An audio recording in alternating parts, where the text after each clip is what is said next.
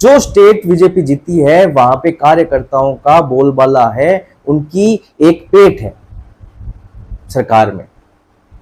और जहां बीजेपी हारी है वहां अब की बार कार्यकर्ताओं को दरकिनार किया गया है, उन्हें साइडलाइन किया गया है। तो थोड़ा सा एक मन भेद भी रहता है कि ऐसा क्यों। और दूसरा, बीजेपी की एक बहुत बड़ी एक वो गलती कह लीजिए, या मुझे नहीं पता उसे कैसे शब्दों में डिस्क्राइब करूं, कि बीजेपी जब जीतती है तो अपने ही लोगों का कार्य नहीं करवाती, और लोगों की एक उम्मीद होती है कि हमारे कार्य होंगे, हमारे काम होंगे। बीजेपी उनके काम ना करवा के दूसरों के काम करवाती है। और जब सत्ता परिवर्तन होती है तो वो लोग देखते हैं कि जिन लोगों ने उस दूसरी पार्टी को सपोर्ट किया था उनके काम कैसे हो रहे हैं, जब हमारी पार्टी थी तो हमारे काम क्यों नहीं हुए। तो वहां भी एक साइकोलॉजी बनती है, ये भी एक बहुत बड़ा पॉइंट है। मुझे लगता है कि यदि ये चीजें मैं बोल रहा हूं और मुझे समझ में आती है तो शीर्ष नेतृत्व को तो जहां तक है आनी चाहिए, आती होगी, और नहीं आती है तो अब आनी चाहिए। ये हार नहीं है, ये हार नहीं है, ये एक सबक है। ये 2029 में जो जीत लेनी है उसका सबक है कि या तो आप बहुत बड़ी जीत लोगे 2029 में, या फिर आप जैसा चल रहा है उससे भी कम में चले जाओगे। तो मुझे नहीं लगता कि इस पे ध्यान ना दिया जाएगा।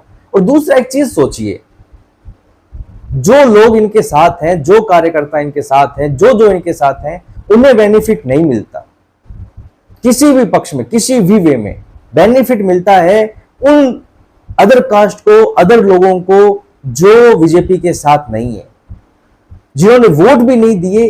बीजेपी उनके लिए बहुत बार काम कर जाती है, और इस शिकायत रहती है, हमेशा हमेशा रहती है कि बीजेपी उनके लिए काम कर जाती है और जो काम करते हैं उनके लिए कुछ नहीं करती। तो मुझे लगता है ये बहुत बड़े इशू हैं यदि समझ में आए तो।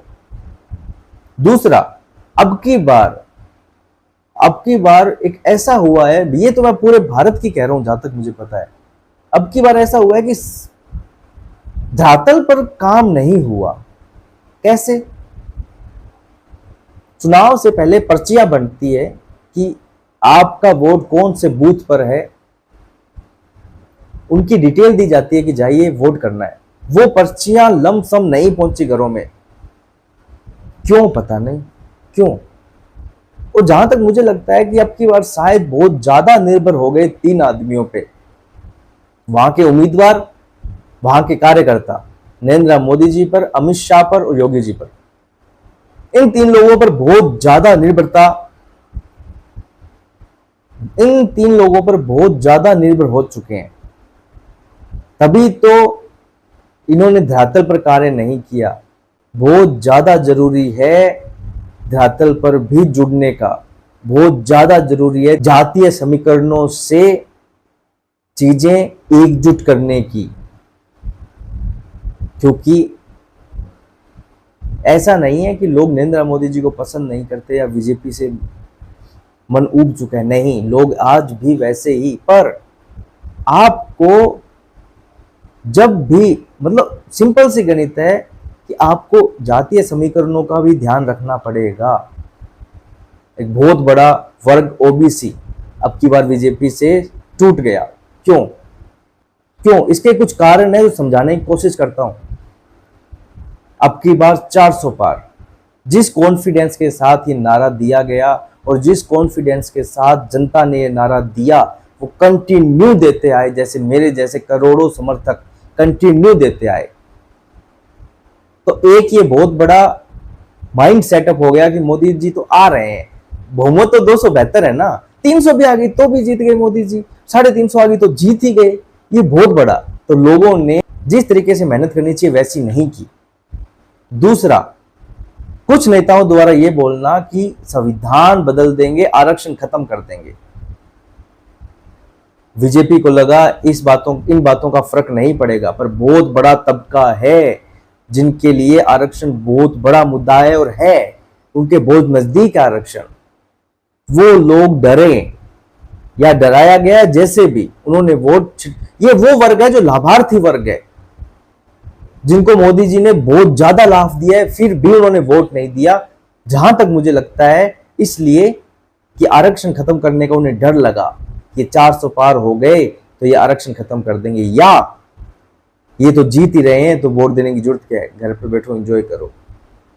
और अब की बार मुझे लगता है एक सबसे बड़ी जो गलती हुई वो ये कॉन्फिडेंस बिल्ड करना कि हम तो आ चुके हैं, हम आ चुके हैं 100%।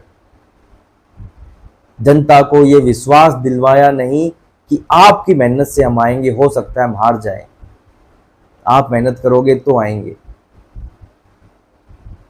टिकटों का गलत बंटवारा, ऐसे ऐसे लोगों को टिकट देना जो धरातल पर जिनकी पेट नहीं है, जिनकी जनता जिनसे नाराज है, जो एक सरप्राइज के तौर पर जनता जिन्हें एक्सेप्ट भी नहीं कर पा रही, ऐसे ऐसे लोगों को टिकट देना। एक पॉइंट ये कि अपने ही लोगों द्वारा विश्वासघात करना, ये बहुत बड़े लेवल पर हुआ है, ये बहुत बड़े लेवल पर, बहुत जगह तो मैं खुद जानता हूं, ऐसी बहुत जगह जहां पे ये भीतर घात हुआ है अपने ही लोगों द्वारा। बीजेपी को हराओ, बीजेपी के ही बोल रहे हैं बीजेपी को हराओ। तो इन बहुत बातों का ध्यान रखना है। अब की बार बीजेपी को 2029 में सरकार नो डाउट बन जाएगी मोदी जी की, पर ध्यान रखना है 2029 से पहले पहले इन सब चीजों का एक सॉल्यूशन देखना होगा और जातीय समीकरणों पे जरूर खेलना होगा, जैसा अमित भाई शाह ने 2012-14 में किया, जैसा हर चुनावों में वो जो करते आए हैं वो समीकरण करना होगा। और मुझे लगता है कि लमसम ये गलतियां सब जगह हुई समान है, चाहे यूपी हो, चाहे वो बंगाल हो, चाहे राजस्थान हो, चाहे हरियाणा हो। अब की बार बीजेपी ने ऐसी रिस्क ली और इसलिए ली कि भाई किसी को भी खड़ा कर दो, मोदी जी के कारण जीत जाएंगे। पर मुझे लगता है जनता पसंद करती है मोदी जी को, नो डाउट, पर वो अपना स्वार्थ भी देखती है कि इस पर्सन से जो खड़ा हो रहा है हमें क्या फायदा होगा। और कुछ समीकरणें ऑटोमेटिक सेट हो गई, जैसे उम्मीदवार चेंज हुआ तो भीतर घात हुआ, उम्मीदवार चेंज हुआ तो लोग नाराज थे, मतलब कुछ चीजें ऑटोमेटिक हो गई वहां। तो ये बड़ी, वो ऊपर